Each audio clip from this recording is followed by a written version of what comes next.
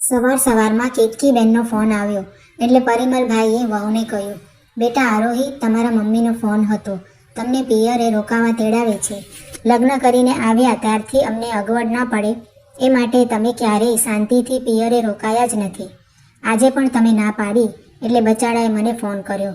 માનો જીવ છે બેટા. દીકરી સાથે રહેવાની, દોહિત્રને લાડ કરવાની ઈચ્છા તો હોય જ કે નહીં? જાઓ, જઈ આવો. આરોહી હજુ કંઈ જવાબ આપે એટલામાં જ આરવનો ફોન આવ્યો. જય શ્રી કૃષ્ણ પપ્પા. મમ્મીજીનો ફોન હતો. એ આરોહીને રોકાવા માટે બોલાવે છે અને આરોહી જવા તૈયાર નથી. શું કરશું? પરિમલભાઈ બોલ્યા. જય શ્રી કૃષ્ણ દીકરા. વહુ જોડે મારી વાત થઈ ગઈ છે. એ હવે ના નહીં પાડે. તું એમની ઓફિસમાં 15 દિવસની રજા મુકાવી દે. ચલ, ફોન મૂકું છું. અને દીકરા આરોહી, તમે સામાન બાંધવાની તૈયારી કરજો. કાલે સવારે આરવ તમને મૂકી જશે. અને હા, અહીંનું બધું અમે બાપ દીકરો મળીને સંભાળી લેશું. રૂપાબેનને રસોઈ કરવા બોલાવી લઈશું. એમને આપણા રસોડાની બધી ખબર છે એટલે અમારી જરાય ઉપાધિ ન કરતા. શાંતિથી રોકાજો હો. આરવ 7 વર્ષનો હતો અને પરિતા દીકરી 12 વર્ષની જ્યારે એમના મમ્મી આ ફાની દુનિયા છોડીને પરલોક સિધાવ્યા હતા. ત્યારથી બંને બાળકોને પરિમલભાઈએ એકલા હાથે મોટા કર્યા હતા અને હજુ પણ મા બાપની બેવડી જવાબદારી નિભાવી રહ્યા હતા. આરોહી વહુને આ ઘરમાં આવીએ 3 વર્ષ થયા હતા અને આ 3 વર્ષમાં એ માંડ 3 વાર પોતાના પિયર રોકાઈ હશે. એ પણ પ્રસંગ નિમિત્તે. પ્રસંગ પત્યા સુધી એના મમ્મી એને રોકાવા આવવા માટે વારંવાર આગ્રહ કરતા રહેતા, પણ આરોહીનો જીવ જ નહોતો ચાલતો. પપ્પાજી અને આરવને મૂકીને જવાનો એ બંનેની ખૂબ જ ચિંતા કરતી. આ વખતે પણ આરોહીને કેતકીબેને રોકાવા માટે આવવા આગ્રહ કર્યો, પણ એ માનતી ન હતી. એટલે એના મમ્મીએ સીધો એના સસરા પરિમલભાઈ અને આરવને ફોન કર્યો અને આરોહીને મોકલવા ભલામણ કરી. બીજા દિવસે બપોરે 12 વાગે આરવ, વંશ અને આરોહી મમ્મીને ત્યાં પહોંચી ગયા. ખૂબ ઉમળકાભેર સ્વાગત થયું એમનું. ભાભીએ ત્રણેયની મનપસંદ વાનગીઓ બનાવી હતી. ભાઈએ બધો સામાન આરોહીના ઓરડામાં ગોઠવી દીધો અને વંશને રમાડવા લાગ્યો. કેતકીબેન આરોહીને જમવા માટે બોલાવવા ગયા, પણ જોયું તો આરોહી પરિમલભાઈ સાથે ફોનમાં વાત કરી રહી હતી. તમે જમ્યા? શું બનાવ્યું રૂપાબેને? કેવી હતી રસોઈ? બરાબર હતી? ના આવ્યા રૂપાબેન, હું હમણાં જ વાત કરું છું એમની સાથે. પહોંચી નતા શકવાના તો ના પાડી દેવાય ને. હું આવત જ નહીં અહીંયા. ખોટા તમે હેરાન થાવ. હું એટલે જ ના પાડતી હતી પપ્પાજી. એક કામ કરું, હું 2 દિવસ રોકાઈને આવી જાઉં છું. કેતકીબેને ગુસ્સે થઈને એની પાસેથી ફોન આંચકી લઈ એમ વિચારીને સ્પીકર ચાલુ કરી દીધું કે સાંભળું તો ખરી વેવાઈ શું કહે છે. ના ના, આ તે કંઈ રીત છે? હજી તો મારી દીકરીએ ઘરમાં પગ મૂક્યો ત્યાં ફરિયાદો ચાલુ થઈ ગઈ. અમે અમારી દીકરીને જાણે એમના ઢસરડા કરવા જ ન પરણાવી હોય. એવું હતું તો હોશિયારી કરીને મોકલાય જ નહીં ને. આ વખતે તો બરાબર સમજાવી દેવા છે બંને બાપ દીકરાને. પરિમલભાઈએ કહ્યું, અરે મારી દીકરી, કેટલી ઉપાધિ કરો છો. પહેલી વાર પિયરે રોકાવા ગયા છો બેટા, અને અહીંયા અમને કોઈ તકલીફ ન પડે એ રીતે બધું જ તો ગોઠવીને ગયા છો તમે. એટલે હવે અમારી જરાય ચિંતા નથી કરવાની. રૂપાબેન આવ્યા નહોતા પણ એમણે ટિફિન મોકલી આપ્યું છે. રસોઈ પણ આપણને માફક આવે એવી જ બનાવી છે. તમારે નિશ્ચિત થઈને ત્યાં બધા સાથે મોજ કરો. તમારો આ સમય તમારા પિયરિયાનો છે. ચાલો ત્યારે ફોન મૂકું હવે. સુખી થાવ. કેતકીબેન કહ્યું, ચલ દીકરા, બહુ ભૂખ લાગી છે હવે. આરવ કુમારને પણ જવાનું મોડું થાય છે. બધાએ જમી લીધું. આરવ જમીને ત્યાંથી જ સીધો ઓફિસ જતો રહ્યો. એ પછી આરોહી દિવસમાં 2 વાર તો એના સસરાને ફોન કરે જ. એકવાર વિડીયો કોલ પણ કરી લે. કેતકીબેન તો આ બધું જોયા જ કરે. મનમાં ને મનમાં ચીડાય પણ ખરા.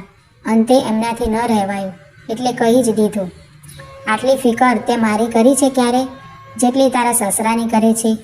તું ખરેખર પારકી થઈ ગઈ છે. તારી ભાભી પરણીને આવી એને 8 મહિના થયા, છતાંય દર રવિવાર બંને માણસ બહાર જ જમીને આવે છે. હા, નીકળતા પહેલાં થોડું ઘણું તૈયાર કરીને જાય, પણ ક્યારેય એમ ના થાય કે ચાલો આજે મમ્મી સાથે ઘરે રહીએ. એ બહારનું કંઈ ખાતા નથી તો ક્યારેક એમની સાથે બેસીને જમીએ. 8 મહિનામાં 4 વાર તો એ પિયરે પણ જઈ આવી. પણ હરામ છે કે મારી ચિંતા કરીને આ રીતે દિવસમાં 10 વાર મને ફોન કર્યો હોય. 2 દિવસે 1 વાર આવી જાય ફોન એટલે પત્યું. આરોહીએ કહ્યું, જો મમ્મી, એમના જીવનની હજુ શરૂઆત થઈ છે અને શરૂમાં તો બધાને ફરવાનું, બહાર જમવાનું મન થાય અને ભાભી આણું વાળીને પિયરે ગયા ત્યારે જ સરખું રોકાયા હતા અને 3 વાર શુભ પ્રસંગોમાં હાજરી આપવા ગયેલા. એવા સમયે એમની પાસેથી વારંવાર ફોનની અપેક્ષા રાખવી ખોટી છે માં. વળી તું તો એકદમ સ્વસ્થ છે, બધું જાતે કરી શકે એમ છે, એટલે ભાભીને તારી બહુ ચિંતા ન હોય એ સ્વાભાવિક છે. પણ એનો મતલબ એવો નથી કે એમને તારા પ્રત્યે લાગણી નથી. એકવાર વાતમાં મને ભાભીએ કહેલું, હું રવિવારે મમ્મી માટે રસોઈ કરીને નથી જતી, કારણ કે એમને મારા હાથની રસોઈ બહુ ભાવતી નથી અને એમને ક્યારેક તો કંઈક તો સારું ખાવાનું મન થતું જ હશે. અમારી હાજરીમાં બનાવતા કે ખાતા એમને સંકોચ ન થાય એટલે અમે દર રવિવારે બહાર જમીને જ આવીએ છીએ. હવે રહી વાત મારી, તો મારા સસરાને ડાયાબિટીસ અને બીપી બંને છે. વળી મારા સાસુજી પણ હયાત નથી, એટલે એમની કાળજી લેવાની જવાબદારી મારી છે મમ્મી.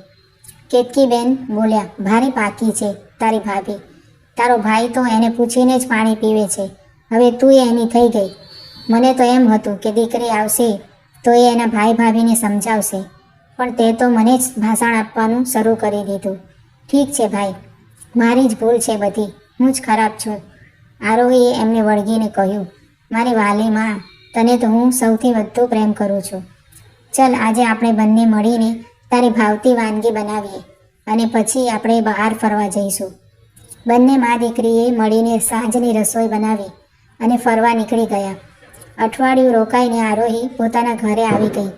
એક દિવસ પરિમલભાઈએ દીકરા આરવને કહ્યું, બેટા, વહુના ભાઈ ભાભી પ્રસંગમાં હાજરી દેવા બહારગામ જવાના છે ને, તો કેતકીબેનને અહીં રોકાવા બોલાવી લે ને, બચાડા એકલા કેમ ના રહેશે? આરવે કહ્યું, વાહ પપ્પાજી, સારો આઈડિયા છે. હમણાં જ મારા શાળાને ફોન કરી મમ્મીજીને મૂકી જવાનું કહી દઉં. આયુષ કેતકીબેનને લઈ આવ્યો. આરોહી તો પોતાના મમ્મી અને ભાઈને જોઈને ખુશમ ખુશ થઈ ગઈ. આયુષ રાત રોકાઈને સવારે નીકળી ગયો. પછીના દિવસે સવારે કેતકીબેન જ્યારે ઉઠ્યા, જોયું તો આરોહી હજુ સૂતી હતી અને તેના સસરા પરિમલભાઈ માટલું વીછળીને એમાં પાણી ભરી રહ્યા હતા. કેતકીબેને કહ્યું, હાય હાય વેવાઈ, આ શું કરો છો? આ બધું બૈરાવનું કામ છે. આરોહી ઉઠશે એટલે કરી લેશે. પરિમલભાઈ બોલ્યા, આ તો ઘરનું કામ છે બેન, એમાં બૈરા કરે કે પુરુષ શું ફરક પડે? કેતકીબેન, લે ફરક તો પડે જ ને, કોઈ જોઈ જાય તો શું કહે? પરિમલભાઈએ કહ્યું, જુઓ બેન, આ ઘર જેટલું વહુનું છે એટલું મારું પણ છે, તો ઘરના કામ પ્રત્યેની જવાબદારી એમને એકલાની કેમ? એમને પણ આખો દિવસ કેટલા કામ હોય છે. ઘર, નોકરી, વ્યવહાર, તહેવાર બધું એકલા હાથે સંભાળે જ છે ને. એમાં આપણે થોડા મદદરૂપ થઈએ તો ક્યાં ઘસાઈ જવાના હતા? કેતકીબેન કહે, પણ આપણે આખી જિંદગી તો ઢસરડા કર્યા, હવે વહુ આવ્યા પછી શાંતિથી પ્રભુ ભજન ન કરીએ? પરિમલભાઈ બોલ્યા, ઢસરડા શાના? આપણે જે કર્યું એ આપણી ફરજ હતી. આ તો વર્ષોથી ચાલી આવતી પરંપરા છે. આપણા બાળકોનો ઉછેર ઢસરડામાં ન ખપાવાય બેન. નવરા પડીએ એટલે મોટાભાગનો સમય નિંદા અને કુથલી કરવામાં કે દીકરા વહુની ભૂલો શોધવામાં જ વીતવાનો, પ્રભુ ભજનમાં નહીં. એના કરતાં ઘરમાં મદદરૂપ થઈએ તો આપણું સ્વાસ્થ્ય પણ સારું રહે અને મન પણ પ્રફુલ્લિત રહે.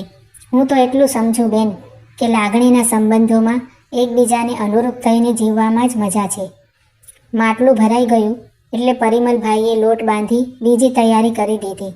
આરોહી અને આરવ પણ ઉઠી ગયા હતા. એમણે ચા નાસ્તો કર્યો. એટલી વારમાં પરિમલભાઈએ શાક સુધારીને તૈયાર રાખ્યું હતું. કેતકીબેન હજી આ બધું પચાવી નહોતા શક્યા. કેતકીબેને દીકરીને ઠપકો આપતા કહ્યું, ગજબ છે તું આરોહી, આટલું મોડું ઉઠાય? આ તારા સસરા આમ બધું બૈરાવનું કામ કરે છે એ કંઈ સારું લાગે છે? મને તો શરમ આવે છે પોતાના ઉછેર પર.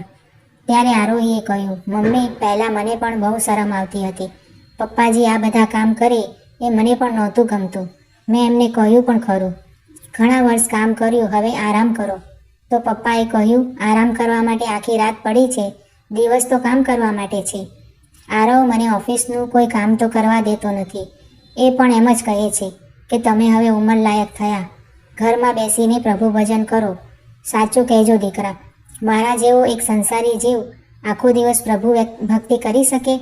અને ઘરના સદસ્ય હોય એ તો ઘરનું કામ કરે કે નહીં? હા, તમે મને પારકો ગણતા હો તો કામ કરવાની ના પાડજો. જો મને મહેમાન ગણતા હશો તો મહેમાનની જેમ મારે પણ એક દિવસ આ ઘર છોડવું પડશે. અને જો વડીલ તરીકે મને કામ નહીં કરવા દો તો મને એમ લાગશે કે હું સાવ નકામો થઈ ગયો છું. બસ તે દિવસથી અમારા ઘરનો આ જ ક્રમ છે. આ વાત અમારા આડોશ પાડોશ અને સગાવાલા સૌ જાણે છે. કેતકીબેને મનોમંથન કરવાનું શરૂ કર્યું. એમને પરિમલભાઈની વાત 100% સાચી લાગી અને ત્યારથી એમણે પ્રણ લીધું કે હવે પછીથી પણ પોતે દીકરા વહુને અનુરૂપ થઈને રહેશે. ઘરમાં મહેમાન નહીં, ખરા અર્થમાં મા બનીને રહેશે. બસ પછી તો એમણે વહુને પણ પોતાના જેવી રસોઈ બનાવતા શીખવી દીધી. વહુ નોકરીએ જાય પછી કેતકીબેન પોતાના પૌત્રને સાચવે, એમને સારી સારી વાર્તાઓ કહે, ભજન શીખવે, ઘરના કામ શીખવે અને મોજથી રહે છે. કોઈએ સાચું જ કહ્યું છે ને, નજરિયો બદલાવશો તો જીવન બદલાઈ જશે. કેમ ખરું ને? મિત્રો, આ વાર્તા તમને કેવી લાગી છે તે કમેન્ટ કરીને જરૂરથી જણાવજો. અને જો સારી લાગી હોય તો વિડીયોને લાઇક શેર કરીને આવી જ બીજી વાર્તાઓ જોવા માટે મારી ચેનલ સબસ્ક્રાઈબ કરજો. વિડીયો જોવા માટે બધાનો આભાર માનું છું. Thank you.